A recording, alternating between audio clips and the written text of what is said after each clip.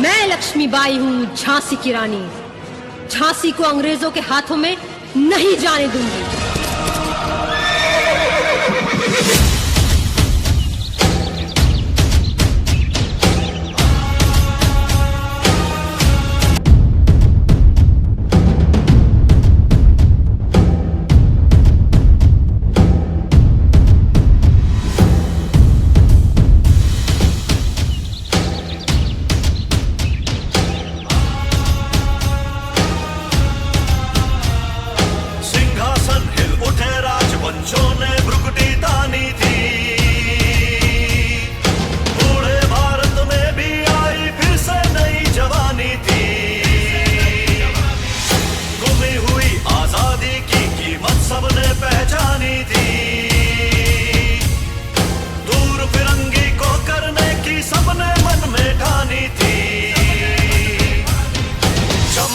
सन 57 में वह तलवार पुरानी थी, बुंदेले हर बोलों के मुंह हमने सुनी कहानी थी।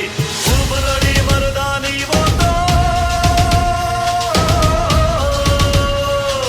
खूब लड़ी मर्दानी वो तो झांसी वाली रानी थी, झांसी वाली रानी थी। कानपुर के नाना की मुंह बोली बहन छबीली थी। लक्ष्मीबाई नाम पिता की वह संतान अकेली थी। नाना के संग पढ़ती थी वह, नाना के संग खेली थी। बर्छी ढाल कृपाण कटारी उसकी यही सहेली थी। वीर शिवाजी की गाथाएं उसको याद ज़बानी थी, बुंदेले हर बोलों के मुंह हमने सुनी कहानी थी। खूब लड़ी मर्दानी वो तो,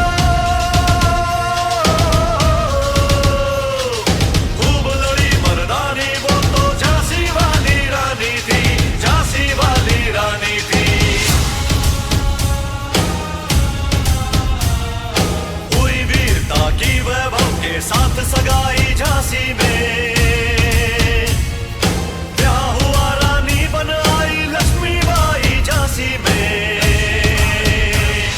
राजमहल में बजी बधाई, खुशियां छाई झांसी में।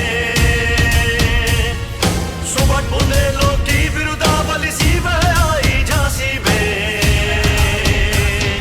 चित्रा ने अर्जुन को पाया, शिव से मिली भवानी थी। बुंदेले हर बोलों के मुंह हमने सुनी कहानी थी। खूब लड़ी मर्दानी वो तो, खूब लड़ी मर्दानी वो तो झांसी वाली रानी थी, झांसी वाली रानी थी। उदित हुआ सौभाग्य मुदित, महलों में उजियाली छाई। किंतु काल गति चुपके चुपके काफी आगे लाई। रंगमंच पर युद्ध भूमि का दृश्य अंकित किया जा सकता है। कैंप कहीं पास ही लगा हुआ है। महारानी लक्ष्मीबाई के तंबू का एक भाग दिखाई देता है। पर्दा उठने पर महारानी लक्ष्मीबाई अपनी सखी जूही के साथ उत्तेजित अवस्था में मंच पर प्रवेश करती हैं। दोनों लाल कुर्ती के सैनिकों को वेशभूषा में है। मेरे देखते देखते क्या से क्या हो गया जूही। झांसी, कालपी, ग्वालियर कहाँ गई, परंतु मंजिल है के पास आकर भी हर बार दूर चली जाती है। स्वराज्य का आते हुए देखती हूँ, परंतु दूसरे ही क्षण मार्ग में हिमालय अड़ जाता है। उसे पार करती हूँ तो महासागर की डरावनी लहरें थपेड़े मारने लगती है। उनसे जूझती हूँ तो नाविक सो जाते हैं। देखो जूही, उधर क्षितिज पर देखो, कैसी लपलपाती हुई लपटें उठ रही है। सारा आकाश धूम घटाओं से छाया हुआ है। प्रलय की भूमिका है, लेकिन राव साहब है कि रक्तमंडल की छाया में ऐसो आराम में मशगूल है। आवेश में आते आते सहसा मौन हो जाती है। जूही कुछ कहने के लिए मुंह खोलती है कि महारानी फिर बोल उठती है। जूही, जूही, मैंने प्रतिज्ञा की थी कि मैं अपनी झांसी नहीं दूंगी, लेकिन झांसी हाथ से निकल गई हुई। जूही सहसा तीव्र होकर, नहीं नहीं, झांसी हाथ से नहीं निकली। मैं अपनी झांसी नहीं दूंगी। मैं अकेली हूँ, लेकिन उससे क्या, मैं अकेली ही झांसी लेकर रहूंगी। कौन कहता है आप अकेली हैं महारानी? आप तो गीता पढ़ती है, फिर यह निराशा कैसे? मैं निराश नहीं हूँ। मैं जानती हूँ कि मैं झांसी लेकर रहूँगी, लेकिन क्या तुम नहीं जानती कि उस दिन बाबा गंगादास ने मुझसे क्या कहा था? जब तक हमारे समाज में छुआछूत और ऊंच नीच का भेद नहीं मिट जाता, तब तक हम विलास प्रियता को छोड़कर जनसेवक नहीं बन जाते। तब तक स्वराज्य नहीं मिल सकता। वह मिल सकता है केवल सेवा, तपस्या और बलिदान से। लेकिन महारानी, उन्होंने यह भी तो कहा था कि स्वराज्य प्राप्ति से बढ़कर है। स्वराज्य की स्थापना के लिए भूमि तैयार करना, स्वराज्य की नींव का पत्थर बनना, सफलता और असफलता देव के हाथ में है। लेकिन नींव के पत्थर बनने से हमें कौन रोक सकता है?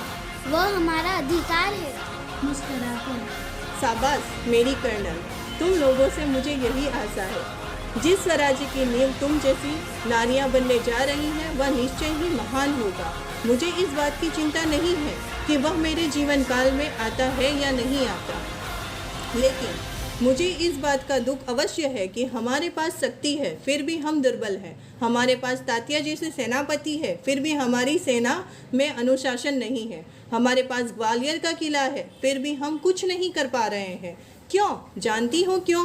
जानती हूँ महारानी, हम विलासिता में डूब गए हैं। तभी मुस्कुराती हुई मुंदर वहाँ प्रवेश करती है। कौन कहता है कि हम विलासिता में डूब गए हैं? विलासिता में डूबे हैं राव साहब, बांदा में नवाब सेनापति तात्या। सहसा। नहीं मुंदर, सेनापति नहीं। मुस्कुराती है। ओह समझी, तुम तो उनका पक्ष लोगी। दृढ़ स्वर में। मैं उसका पक्ष नहीं लेती, लेकिन जो तथ्य है उसको छिपाया नहीं जा सकता। सरदार तात्या राव साहब को अपने तन मन का स्वामी मानते हैं। और तुम उनको अपना स्वामी मानती हो?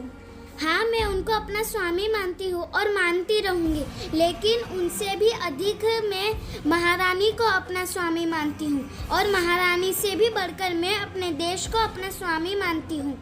देश के लिए मैं सरदार को भी ठुकरा सकती हूँ, ठुकरा चुकी हूँ। जब पक्का कर।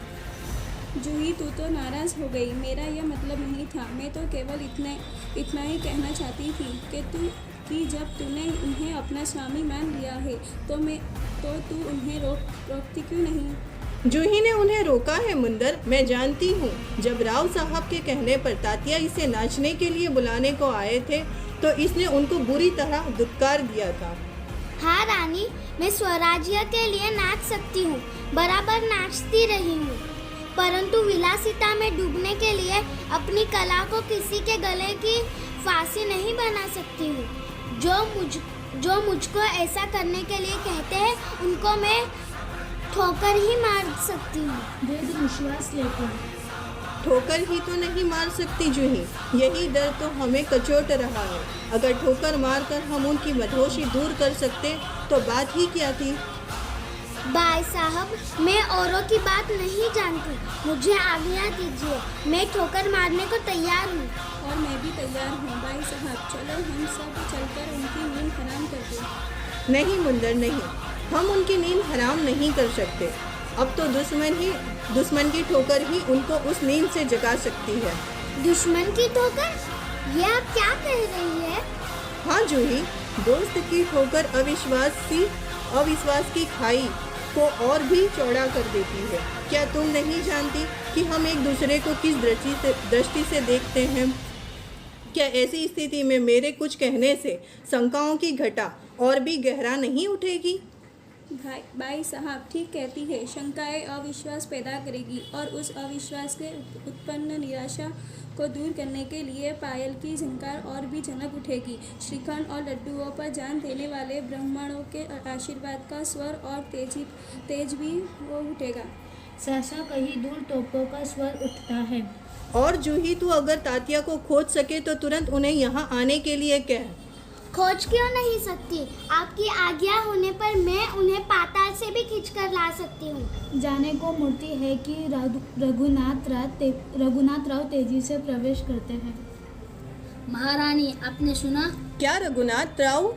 महारानी, जनरल रोज की सेना ने मुरार में पेशवा की सेना को हरा दिया। काँप कर। क्या पेशवा की सेना हार गई? पेशवा की सेना हार गई? यह अच्छा ही हुआ।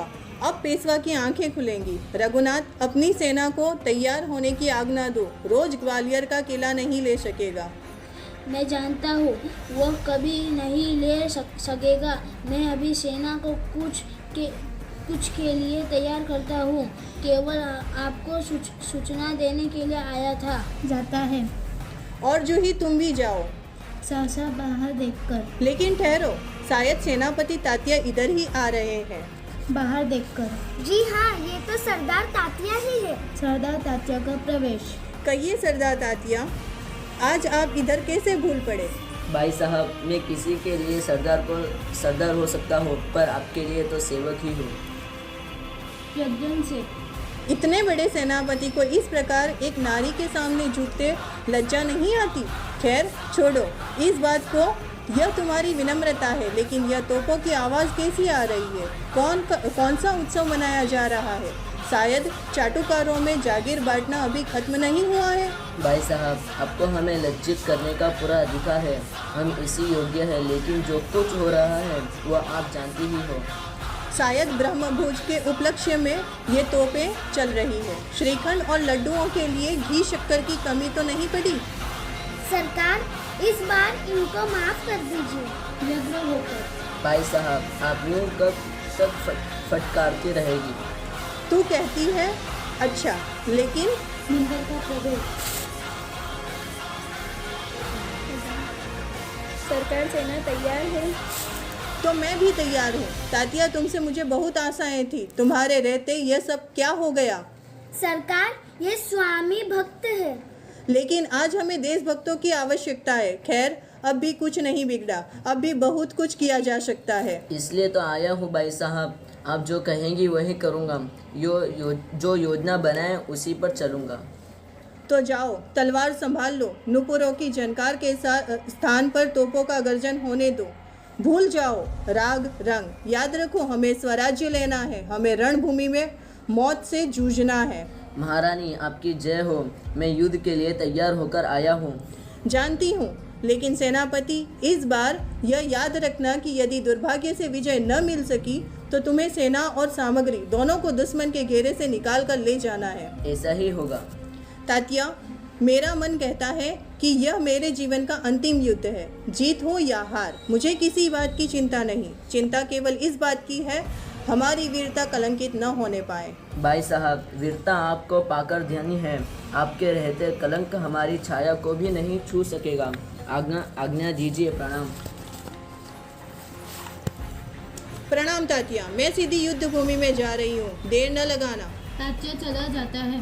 सरकार, आज मैं बराबर आपके साथ रहूंगी। और मैं तोप खाना संभालूंगी। और हम सब मिलकर या तो स्वराज्य प्राप्त करेंगे या स्वराज्य की नींव का पत्थर बनेंगे। हर हर महादेव। तीनों हर हर महादेव का उद्देश्य करती है। पृष्ठभूमि में यही उद्देश्य उठकर आता है। जो मंच पर प्रकाश के धुंधाते सब कहीं छा जाते हैं। फिर धीरे धीरे शांति छाने लगती है। प्रकाश उभरने लगता है और पृष्ठभूमि में गीता पाठ का स्वर उठता है।